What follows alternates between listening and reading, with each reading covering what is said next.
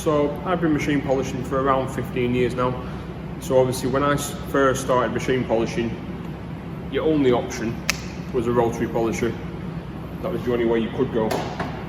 Obviously about 5 years ago, we switched over to using a rupes Bigfoot DA. And since then we've predominantly used the rupes.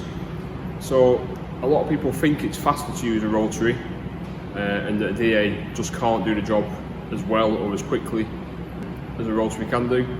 So I was thinking to myself, why not do a little test? The bonnet on this BMW is really bad, so I'm going to do half with the rotary, half with the DA, and I'm going to time each side and see which side is actually quicker.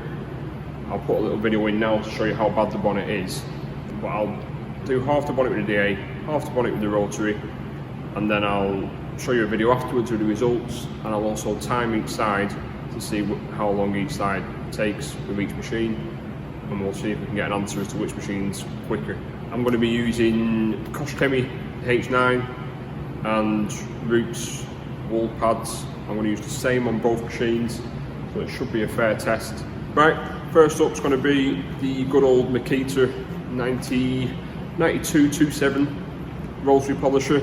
I've had this polisher for well over 10 years. It's obviously had a few brushes replaced in that time, even had a new motor.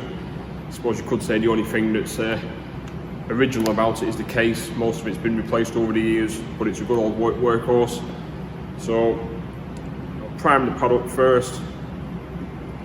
Obviously it's important for your first time out with a new pad to make sure it's properly primed, make sure all the fibres are covered in polish so that each fibre is working to its full potential. So simple as that. Prime it up, a couple of little dots of polish, and then I'll start the stopwatch for the rotary side in a second. I'm not going to put a tape line down the middle of the bonnet, because if I was to put a tape line down the middle, we'd then end up with the rotary side, the DA side, and a line down the middle that's still covered in scratches because it's had tape over it. So I'm just going to do half of each bonnet and stop roughly in the middle. I won't use the middle as a test sample. I'll use clearly on each side so that we know which is which. So start the timer now. We'll see how long it takes for a rotary to correct this side.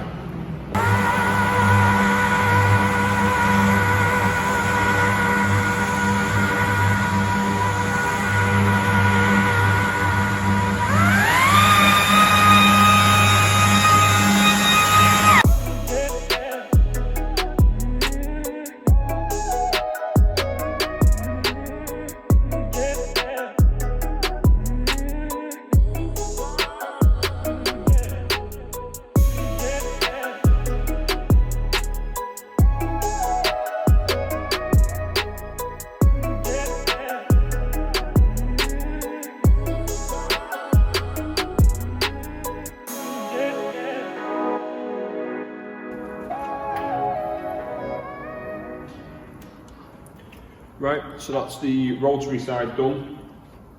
I'll grab the camera off the tripod in a second and show you what we've got to. That might have taken around 25 seconds for you on camera. In reality, it's took 32 minutes and 20 seconds. So this side of the bonnet, polished with, well, cut with the rotary, and we've done 32 minutes of polishing to get it to this standard. It's worth noting, I should have said in the introduction, but this car's not actually in for 100% correction. It's in for sort of 90 to 95% correction. It's going to be the customer's new daily car, so he's going to be shipping the dogs around and the kids around. So the brief was, make it as nice as you can without going absolutely mental on it, because he doesn't want to feel guilty when he takes it out and obviously takes it down a lane to the school or something like that. So I'll show you where we've got to. To the untrained eye, it looks perfect anyway, but under our lights and on the camera, you'll notice the odd little mark here and there. So I'll grab it now, show you what we've got up to. Right, so this is the rotary side. As you can see, there's still, just over here at the top corner, you can see in the reflection there, a couple of very light scratches. Well, they're actually quite deep scratches, but they are massively reduced. And you can see, if you were to come out to this in the morning and just see it on your driveway, you'd think this was perfect. We always warn customers that if they're going to go for 99% correction, the only time they'll see it is the old petrol station lights and things like that, where you may just notice the odd mark, but the rest of the day you won't notice it. So it's a more cost-effective way of getting your car looking great. So anyway, so this is the rotary side. Just bring you over here to the side that's not done. Ignore the polish splatter. That was, the pads were washed last night, so when I first started up the rotary, it was a little bit, there it goes, turn the brightness up a bit. Yeah, it was a little bit splatty. So there you go, you can see from scratches and the haze and everything still on the DA side. So I'll just grab the spotlight and put that on the rotary side. Let me see how we're looking with that. See, alright, but one thing that you do get with a rotary polisher, it's very fine on this paint. This paint's very hard anyway, so you're only getting it a little bit, but you can just catch the odd buffer trail and hologram coming off there.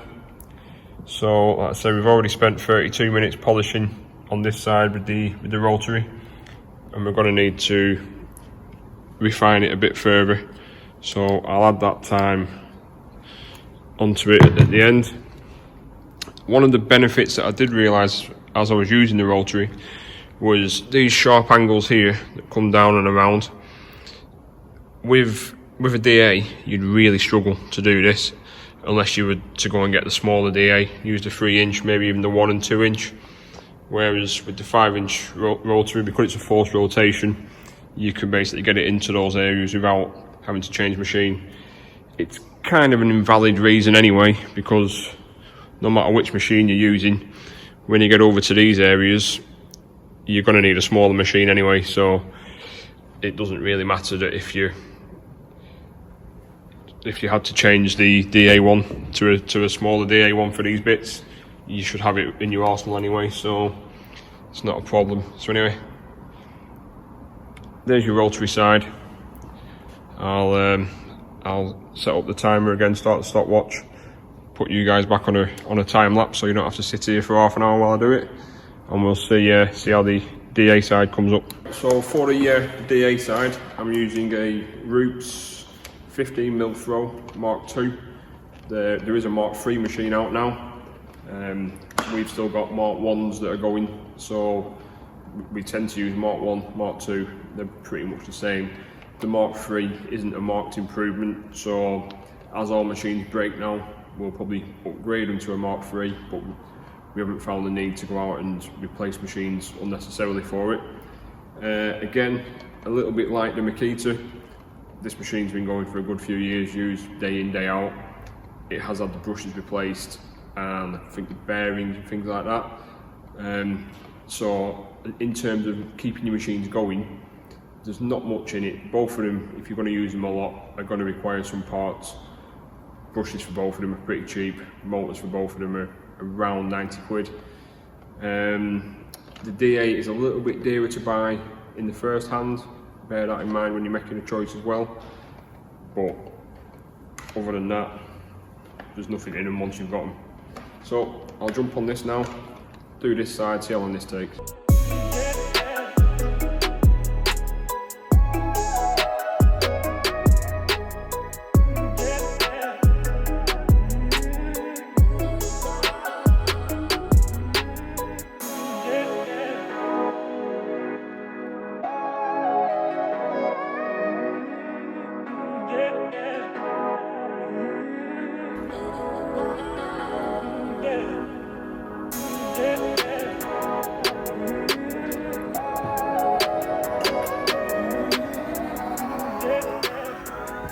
Okay, so that's the DA side done, and the results are very surprising, to be honest with you. It surprised me, and I'm not sure it'll probably surprise some of you. The time for the DA was 20 minutes and 55. So that's around 10 to 12 minutes. The one was 32 and change for the Rotary. So just on half a bonnet, you can save 10 minutes using the DA. I've got to admit, that surprised me. I've always gone and grabbed the Rotary on heavier defects. I've always gone and got the Rotary as default, thinking the Rotary's faster than the DA. So this test was to prove to myself, as much as everyone else, a DA is actually quicker.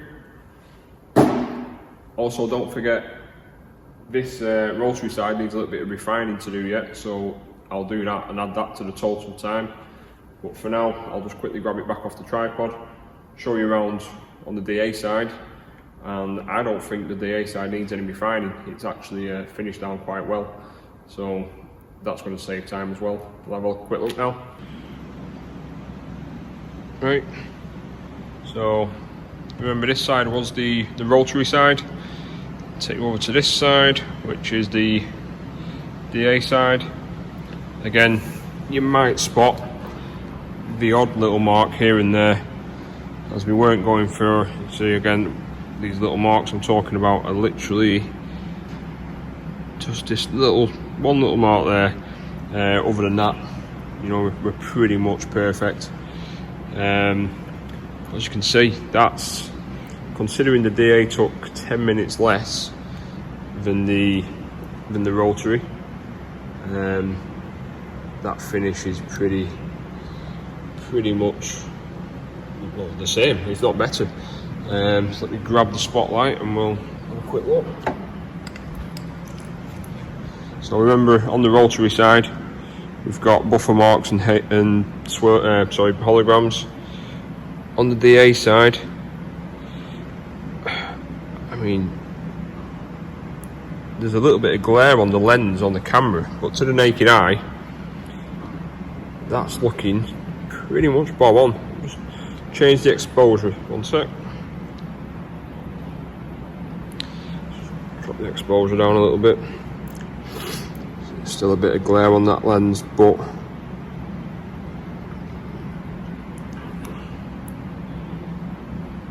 that's not bad at all. So I'll take you back over onto this Rotary side and just show you the difference from DA over to Rotary. You can see straight away on the Rotary side there's just a haze following the light around, which again is actually more evident to the naked eye than it is to the camera. So you can see here in the Rotary the haze around the light, over to the DA, and no haze around the light. So that's, I've got to admit, that has surprised me, impressed me, made me think, have I been grabbing the wrong tools all along? I don't know.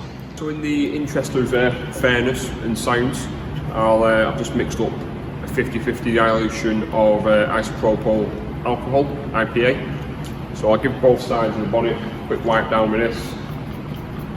When it works, there we go. This will just remove any polishing oils, any potential fillers that could be in the polish. Nearly every polish manufacturer these days says that the polish contains no fillers or silicons or anything like that, but just because of the pure make of the polish and the way it's the oils that are in it to carry the abrasives. This is all work trying to talk and work. But yeah, because of the carriers and the oils that carry the abrasives, those themselves can act as fillers. So I'll give it a good wipe down with IPA. And then this will give us a true indication of how the correction's actually gone.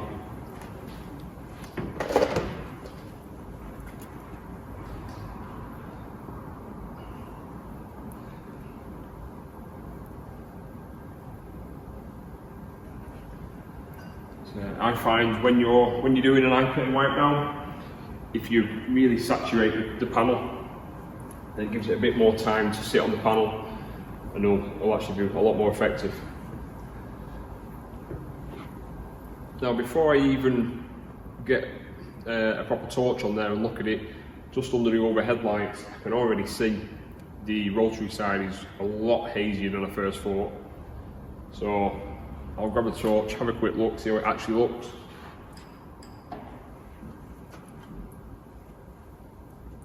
Those buffer marks and holograms, quite evident now. The DA side, literally no change. So I'll grab the camera again and show you what I can see. So I'll show you the rotary side now, under the light.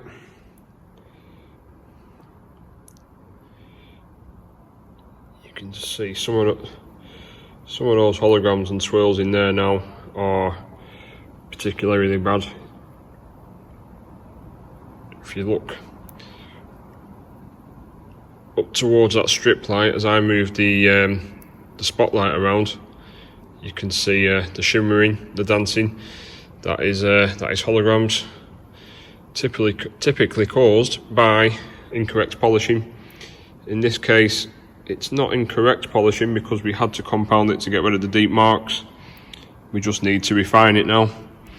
That's the stage that if you don't do, it then becomes incorrect polishing. But as you can see, this is you couldn't send this out to a customer in this condition.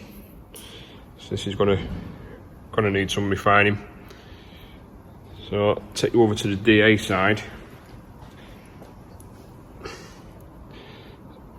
And that is literally unchanged from how it was before. If you just look at the edge on that swage line, just in the middle to the left slightly, there's a slight, just there in the centre of the screen, there's a slight haze just on the edges. So that is going to need, again, a little bit of refinement, but that was to be expected as we were using a harsh compound and a wool pad.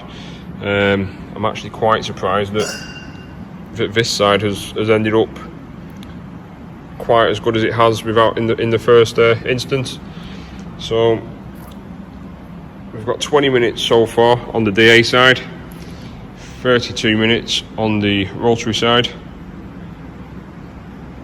I'll now refine both sides and add the total times together. Okay, I'll just come and sit in the office to finalise and summarise what we've done. Unfortunately, it started raining quite heavily out there, and our metal roof on our workshop amplifies it, so it's quite noisy in the workshop at the moment, so I wouldn't be able to finish off the video in there. But I've just finished off refining both sides of the bonnet. The rotary side took me around 10 minutes, I think it was 10 minutes 15, I think it was. So that was done with Koch Chemie micro cut and a Maguire's yellow polishing pad.